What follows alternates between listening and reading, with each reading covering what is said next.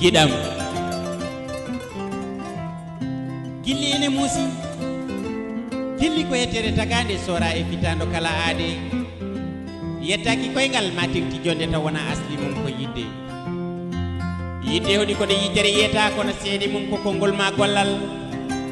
deke yidde jibini cehilagal e jaadigal aduna hay gonɗo lakara ene wona e fitando giɗo Gilli ko ɗaɗol kala moƴƴere fudde hakkude wontiɓe an bandam sa baɗoyejo ma ɓaleejo sakko feere no on mo yidde mum haɗi ɗoyngol mum fof mum koko safina softa so wona gurdam deke mbiɗo yiɗama on hay hunde yiɗana daroy oncude giɗo kala jolle ma golle nde ɓuɗata ɓandu giɗo ma daro e ɓeydude hakkillantagal e ko ene feññide giɗo hakkude fasɓe ma nenam babam debbo wona jawguel saka ene hume e dewguel bonna endam e jiidigal seeɗa hoddunoɓe e beldal en jii ko addata ceergal sabu jawdi adana ko luɓal ndeke woppede gilli mum ne ko nundal Giɗam yidde ko yiɗirde yidde ko yiɗorde yidde ko yiɗande woni yiɗirde ko yiɗirde giɗo tagodi ndi wo tagui e maadi nde Allah mahi on mo jiɗɗa woni yiɗorde ko yiɗorde ɓeɗo yiɗɓe giɗo ma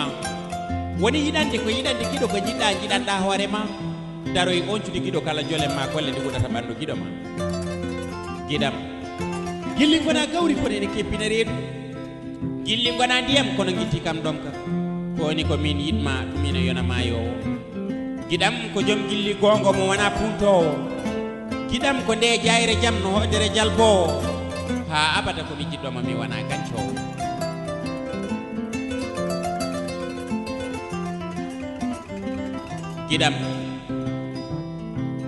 Giɗam no yontaɓe mbayi hewde nde saare ko an tan cuɓimi mbaɗmami e nder ɓernde Giɗam no wonɓe mbayi hewde e ngorendo ko min labiɗa mbaɗɗa woni jambaro mi yimirani Giɗam sibo hewde faaro kono mo anda nafoore Gilli haalam yo taaro Giɗam Gilli gona boggi kono gande iɗi tonga Gilli gona mbarodi kono paame iɗi conga Gilli ko nde ñamde welde nokkuɗo kala fonga Gilli ko ngo maayo yajgo mango kono mo tiiɗade yidde mum heɓata ngo e fongo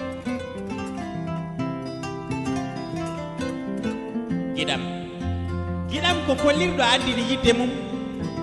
wimi mbiɗo yiɗma rokkimi seede mum saha goto yimin yewta moni kala ne haala miijo mum o wimi e tande yurminide Giɗam beele ne waɗi neɗɗo haalde miijo mum mbimi aha so tawi haalata ko gonga ɓernde mum ɗum felata kaalowo yidde mum o wimi Giɗam sinno wonɓe lakara moni kala ma yiitu bandum mami yiiloma ha mi yiituma mi wima nda ɗum jikkumi Giɗam haalata ko payka gaɓɓule mum ndeke Giɗam ko ponduɗe hen gurnam e mayde mum mi andi mayde ɓuuri wurde ala giɗo mum saabu mayɗo ɗo ala yiɗɓe hay goto woyata ɗum ko Gilli jettata neɗɗo jaara kala ɓuure mum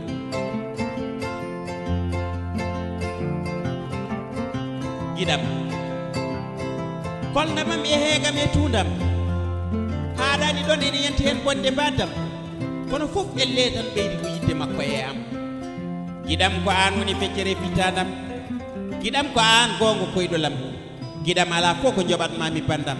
so wona wiide yo Allahu jokku gurdam mawgol e ɗaɗi fitadam ko an Giɗam yiidema tan yoni kam ñamde e jaram saabu nde nanmi sawtoma fof mi serede sagam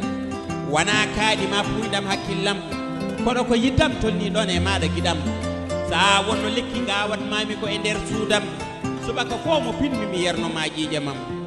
wona payka ma jimol e jimɗam kono ko yiddam tolni ɗon e maɗa Giɗam mo anda yo hetto sifa baadi Giɗam aadi yanke ƴoƴƴo mo jillani puydam yumma leñol nden ɗo hurumaji gillam reeni ceyilagal ko giɗo mo taƴani endam an woni lewlewal jalbowal e ɓerdam mo dañma fewnanama kala gurdam ɓurɗo mo hono mum weeɓani e yontam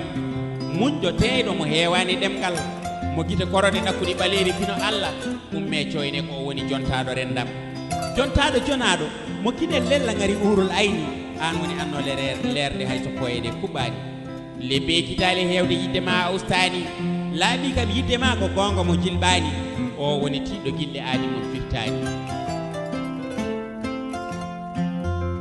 Giɗam